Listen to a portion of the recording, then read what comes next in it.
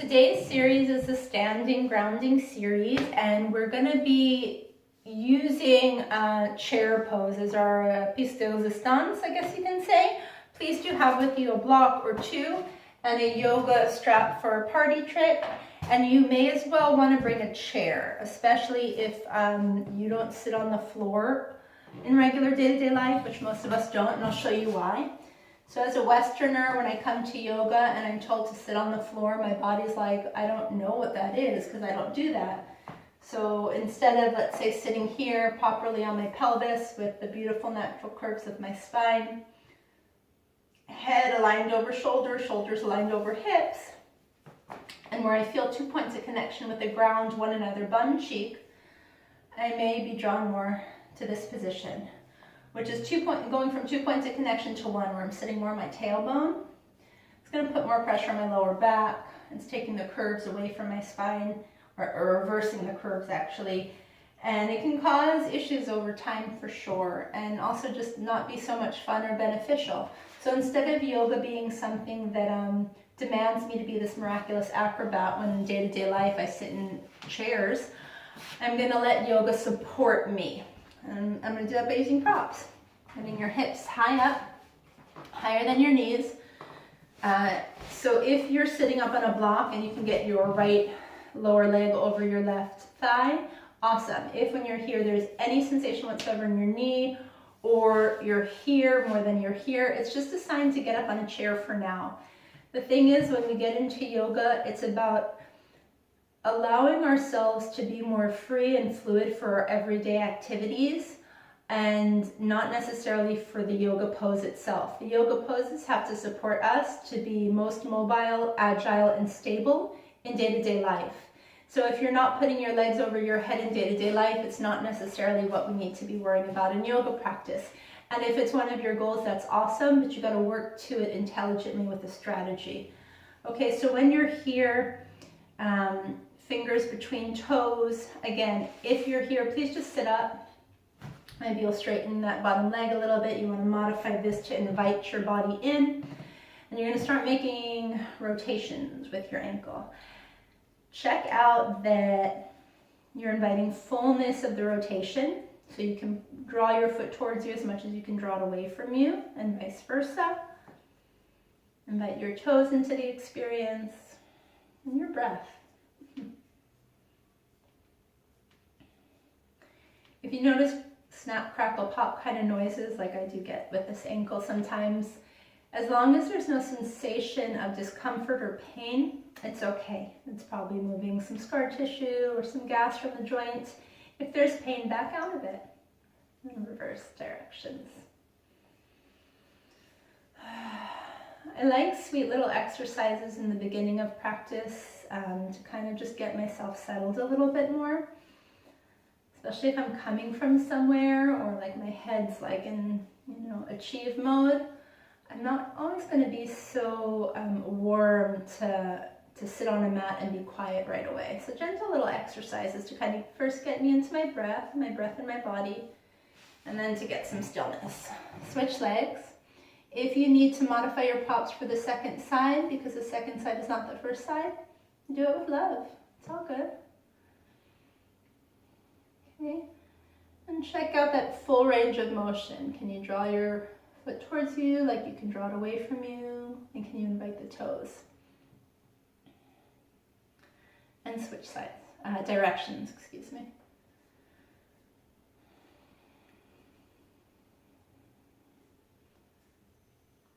Nice, okay. Please come into a child's pose. In this child's pose, have your big toes touch, your knees wide, toes are pointed, and let your arms come forward. If your head doesn't reach the floor with ease, just bring a block or a blanket underneath your forehead to support you. And here, just take a few good breaths connecting with the supportive gravity.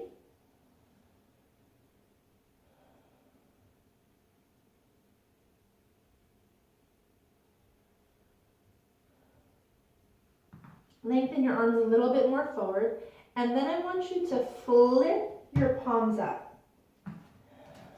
Lift your palms up. And then bend your elbows. So your palms are facing to the wall behind you. Take a few breaths here. You can think of lengthening your elbows to the front of your mat. As you slowly invite your hands to come to your upper back, it might not happen. Don't force it. Please, please, please. If it does, give yourself a little massage. I always encourage my students to give themselves little massages when they can. Kind of release out any tense areas. And then allow your hands to be your own assistant, guiding your breath to reach the back of your lungs. Imagine breathing into your hands if they're by your upper back.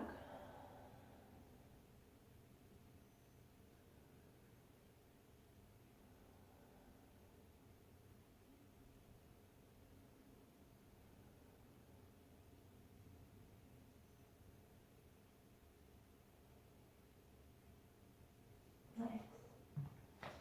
Slowly make your way up. Okay, party trick time. Get your yoga strap. You can also use a Pilates strap and just make a knot at the bottom so it's weighted. I'll show you from the side, but you can stay facing forward. Get the strap by your hip. So the bony portion, that when you kind of pop your hip out to the side, that big bone, the greater trochanter, you can get the strap around that area. It should just graze the floor, and what we're looking for is the strap to be pretty vertical. We're not going to be super strict about perfection, because that's not what we're looking for, but pretty much the top of the strap is above the bottom of the strap. If you're here, or if you're here, it's just a sign that you have an opportunity to work more on your alignment. Okay? So let's come back to the floor. Take a block, please. Bring it under your left knee, and your right knee is over your right ankle. So you're in low lunge. Here on me, it's really easy to see that when I'm here, the hip of my forward leg kind of really pops up and out to the side. I'm going to invite it down. The hips aren't going to be level, right? They can't when one hip is in this flexion. So we're not looking for perfection, but we're looking for this hip being in line with the knee area. Okay, so that's not popping out to the side. So you can even do a few of those movements. Notice any sensations that may come up when you move the hip out to the side in this back leg. And then I want you to stay there. Nice. You can reach the arms up. Let your palms face the wall behind you, kind of like you did in your child's pose. Reach up through your fingers. And can you imagine that your rib cage is kind of floating, it's attached to your arms. So the higher you lengthen up through your fingers, and not in straining, but I want you to think of like energy or light that's reaching through your fingers. You want to shine the light from the tips of your fingers upwards. And kind of just let your rib cage be easy. And just let it hang out there.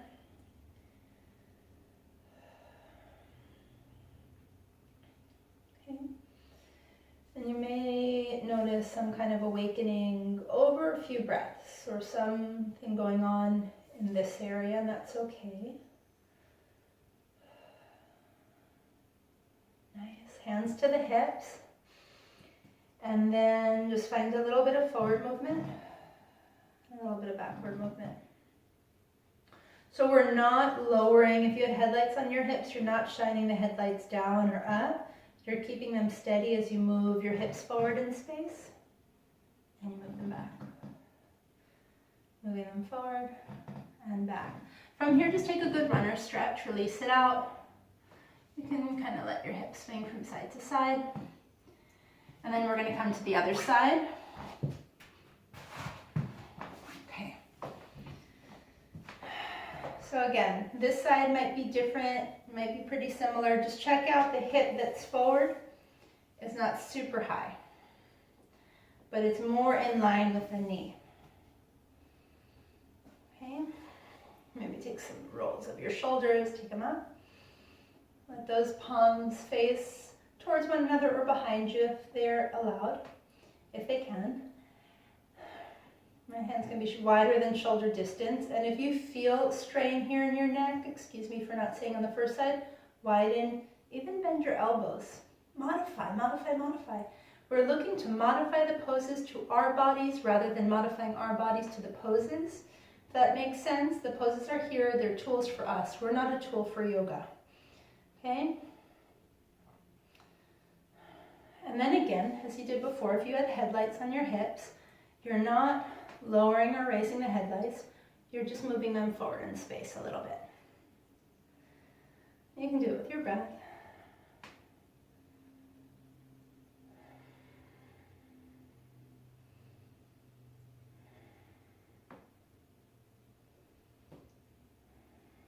And take your nice runner stretch. You can let your hips go a little bit from side to side.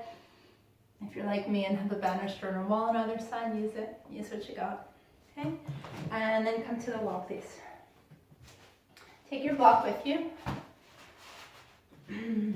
Sitting in chair pose on the wall. So again, knees are over ankles. They're not in front of ankles. Block between legs. I want you to squeeze the block in. And then I want you to think of moving your thighs away from the block, but without actually moving them physically. But move them like, take all that muscle energy and move it out to the outsides of your thighs. And do you feel maybe some kind of awakening going on here? Hands to the thighs. And here we're going to explore cat-cow. Right, so you can explore exhaling as you move into your cat, inhaling into your cow, or you can do the opposite. There's no one right way to breathe with this posture.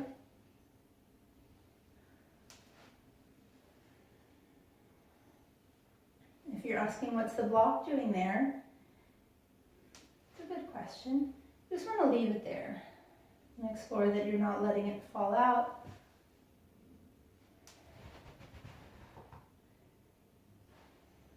But that you're not gripping it. If that is too much to think about, don't even worry.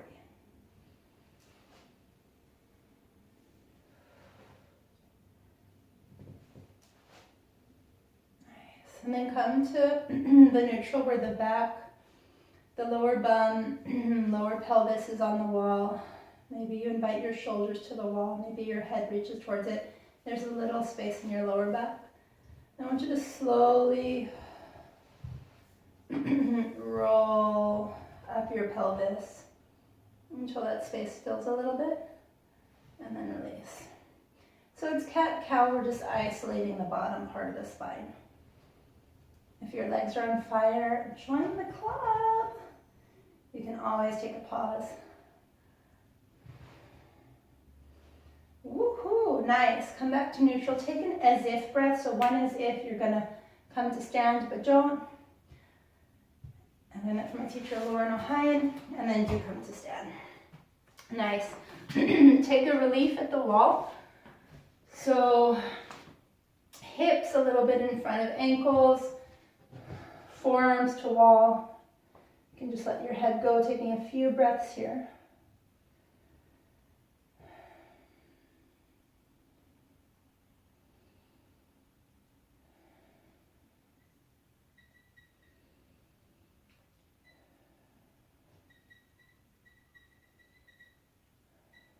And slowly take it to standing. Nice. And then I'd like us to come back to that low lunge. I'm going to show you from the side that you can face the normal direction. Okay. So here, you already know that you don't want the hip of the forward leg to be popping out to the side. You want it to be more in line with the knee. And now I invite you, with the hands on the hips, to find a little bit of movement of the pelvic area. So it's called tucking and untucking of your pelvis. You can think of it also like if you had headlights on your hips, you're raising the headlights, you're lowering the headlights. You're raising and you're lowering. You're raising and you're lowering. And I want you to find a place where you get them at level, and then raise them just a smidge. And take your hips, then take the headlights forward in space. So they're a little higher than straight forward. You have some awakening going on in this back leg. And then invite your eyes to be forward. And invite your breath to be present here. Right, this may be an area that can have a lot of tension or tightness to release. If so, back out of it a little bit. We don't want to go in to the eye of the hurricane. We want to kind of just, release it out slowly from the outskirts, moving in towards the center. If we go into a pose and it's too intense, it might not do us any benefit in the long run. And slowly come back. And then you can just kind of shake out your hips, have a little fun, and then switch sides. Okay, if you don't have a block under your knee, have a blanket, have something, have some kind of padding. Again, so the hip of the forward leg isn't popping up, it's not raising up super high. It'll probably be a smidge higher than the other hip. The headlights of your hips, let them raise, let them lower. And just find a little bit of that. You want to check out that this isn't the movement, it's not coming from your belly, it's not coming from your chest. Just headlights on your hips. I'm making my movement seem more exaggerated so you can see me. Your movement may be super, super minuscule. Love your movement. Whatever you got going on, love it. Okay? Let the headlights of your hips raise just a smidge higher than their eye level, and then take them forward in space a smidge. One side may be very different than the other. If it's much easier, don't go further. Stay where you are and focus on the strengthening. If it's much more tight or limited, breathe a little deeper, and again, don't push it far. Eyes to the horizon. Here's a nice place if you'd like to invite your hands on your hearts and just connect with your heart energy.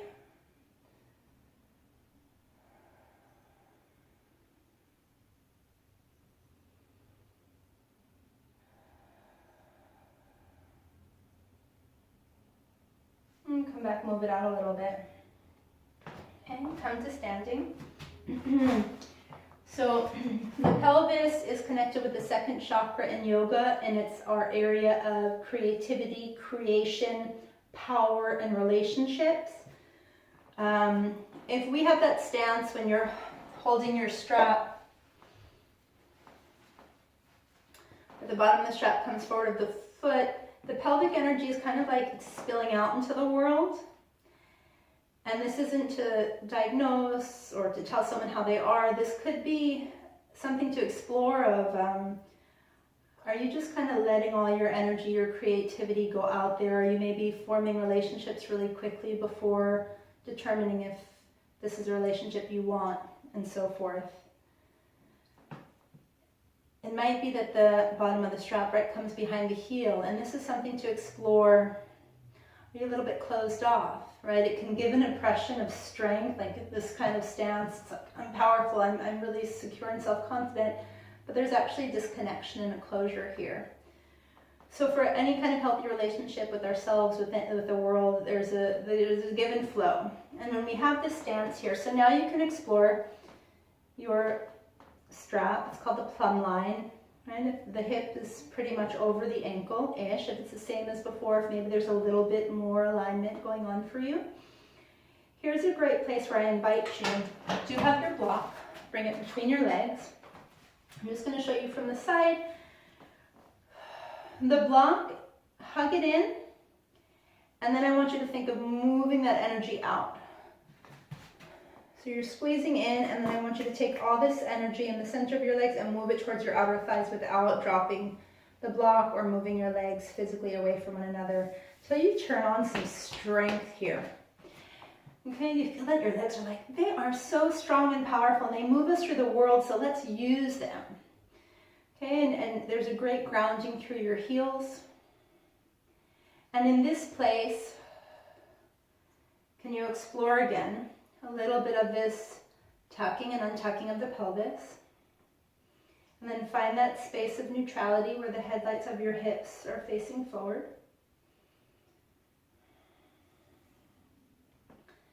And then here, let's take the arms up with the breath and down. So your legs are working here, and we're looking for mobility and freedom in the upper body, but not movement in response. We're just moving the shoulders. Taking the arms up and down. And take your arms forward.